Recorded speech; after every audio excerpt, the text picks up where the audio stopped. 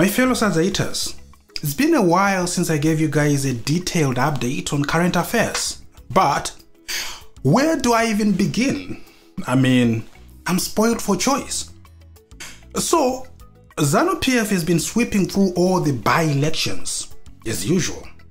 The CCC is involved in yet another leadership wrangle, as usual, with the self-imposed Secretary General Sengezo Chabangu firing everyone in that party, including the acting president, Mutsvangwa.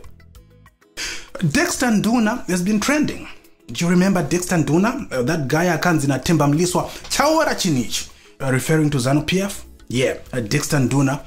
Zakaedza kuriska pa UZ graduation over UZ yet ati tongwe ni masalad. Was arrested and denied bail. The Zimbabwe Football Association recently amended its constitution, subject of course to ratification by the SRC.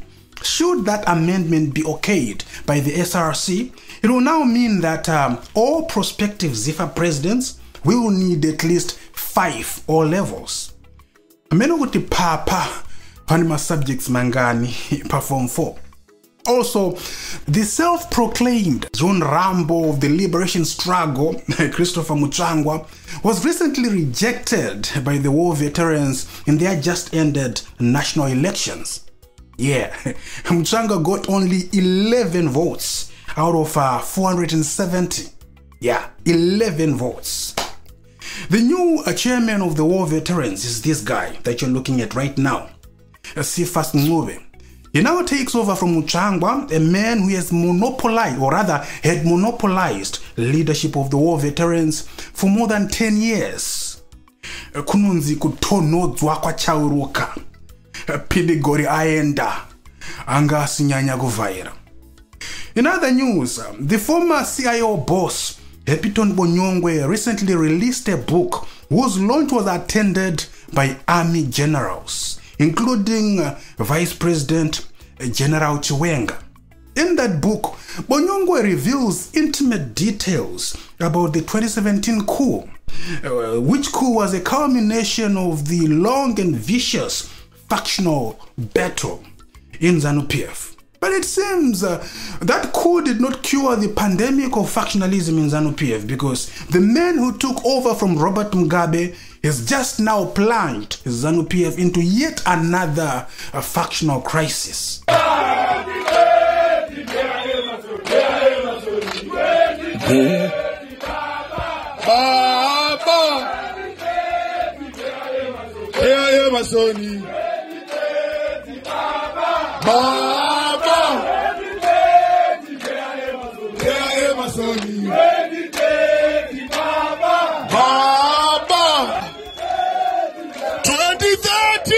Vamunangagwa vanenge vachitonga.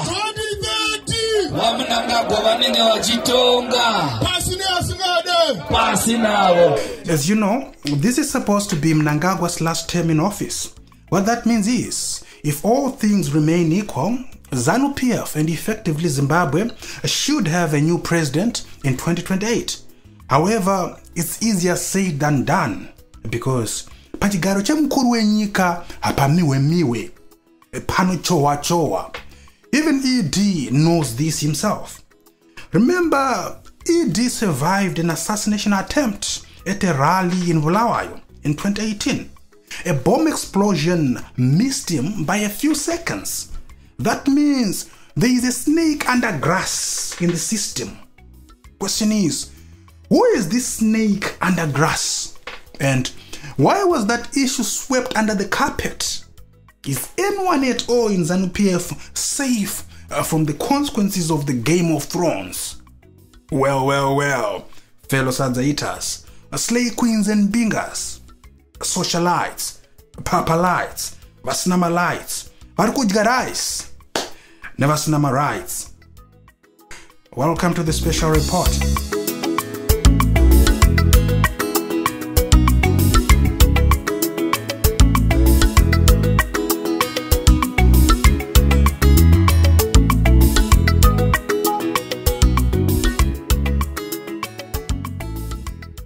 Now, there are those, of course, who will say, uri kutiudzirei news dzeZANU atina basa nadzo hatisi vanhu veZANU isusu iyavozve endakunyepidzira kunge muri kutongwa nemasaladi hande muri kutongwa nemagindagori amagunvosta eZANU.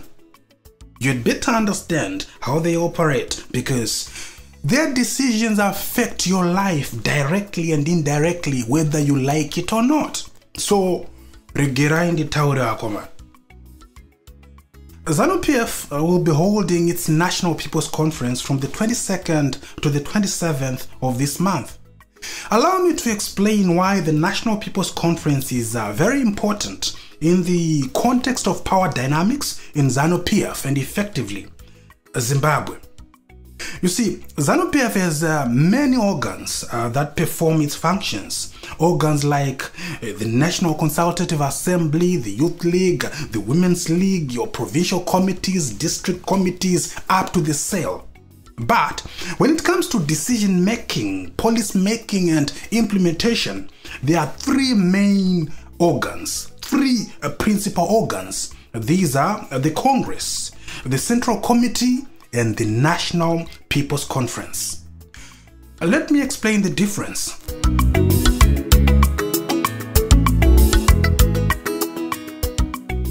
A Congress is the highest decision and policy-making body of ZANU-PF, held every 5 years. The Central Committee, on the other hand, is the national executive of ZANU-PF. It implements all the decisions made at Congress. In other words, the Central Committee runs the party on behalf of Congress.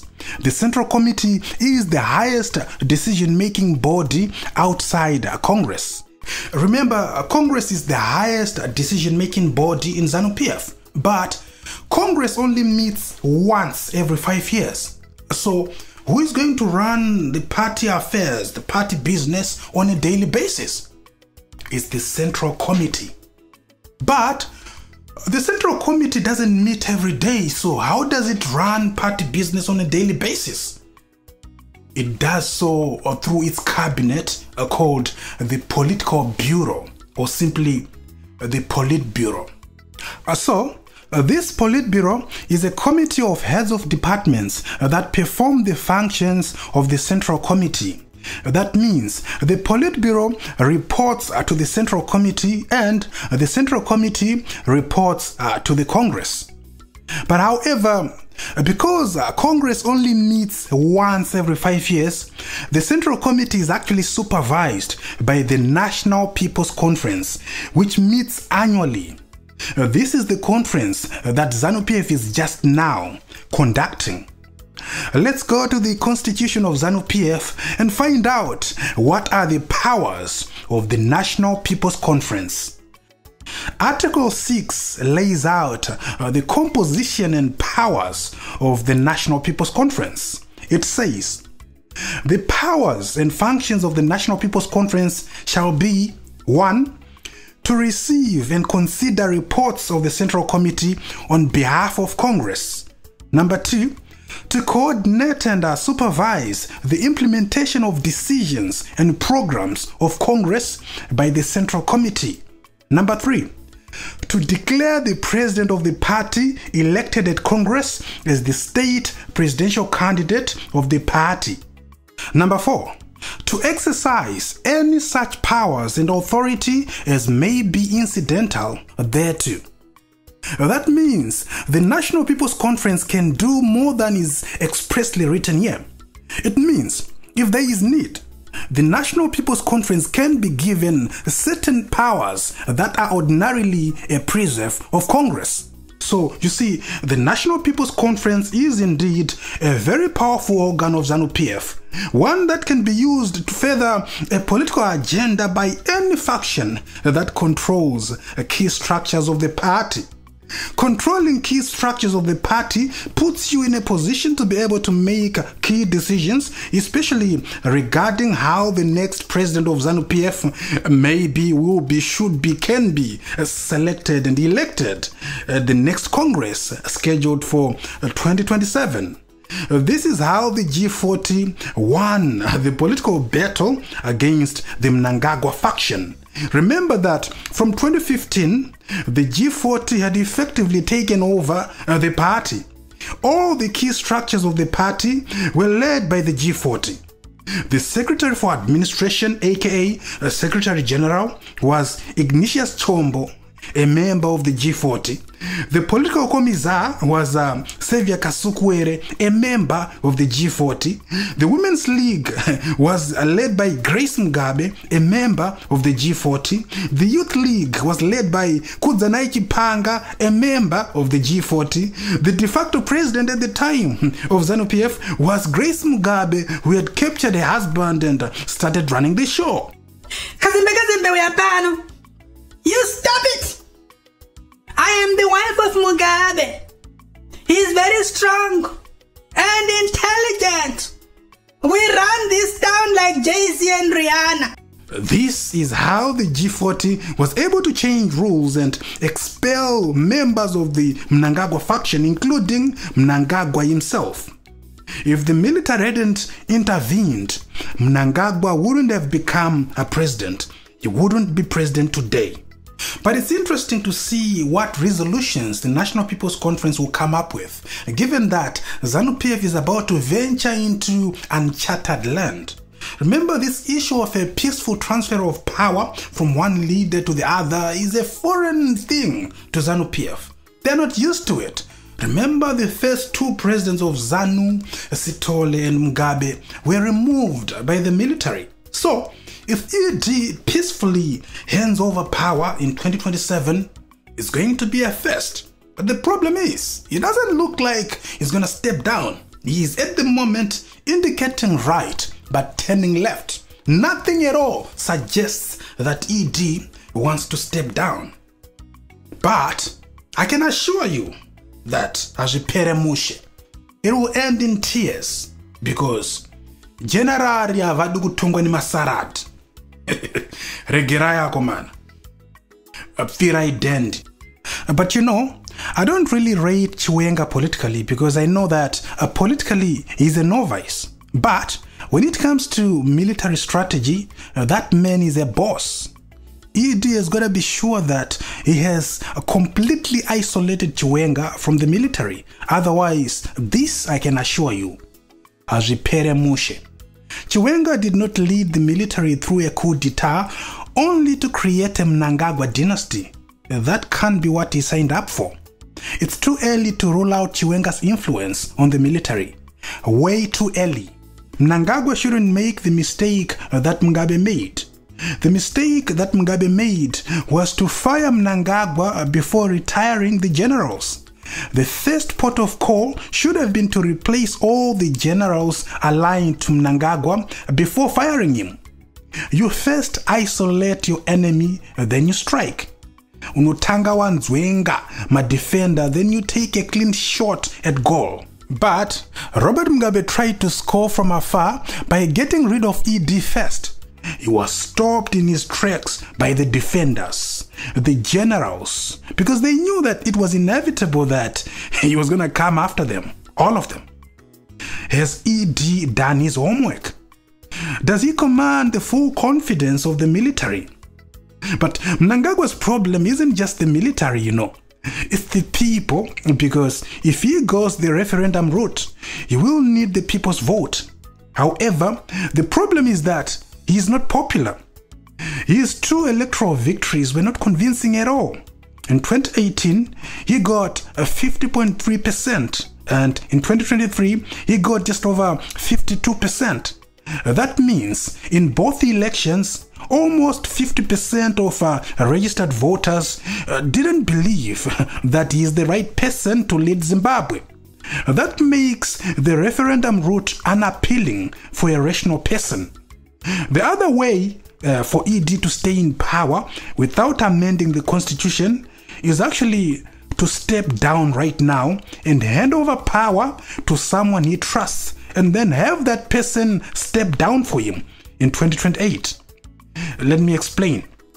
You see, Section 91 of the Zimbabwean Constitution says that even though a president can only serve up to 2 terms, those terms must be at least 3 years long each.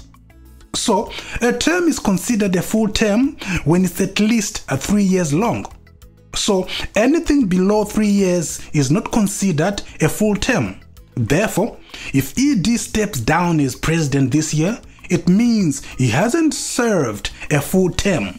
So, how would this work? Well, you see, ED would need to resign from his position as president of Zimbabwe, but remain president of ZANU-PF.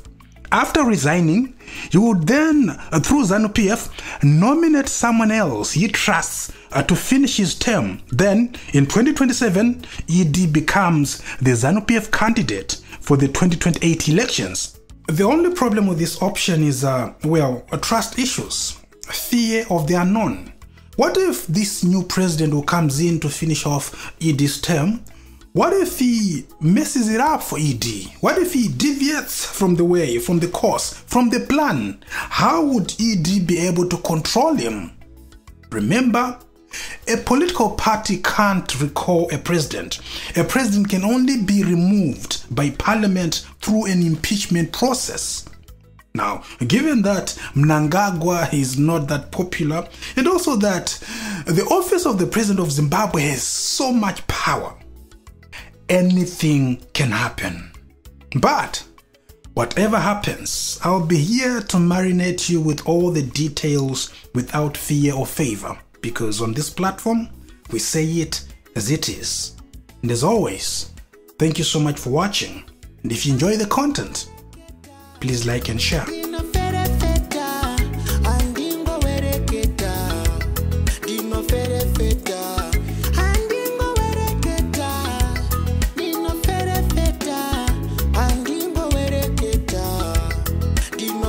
Feta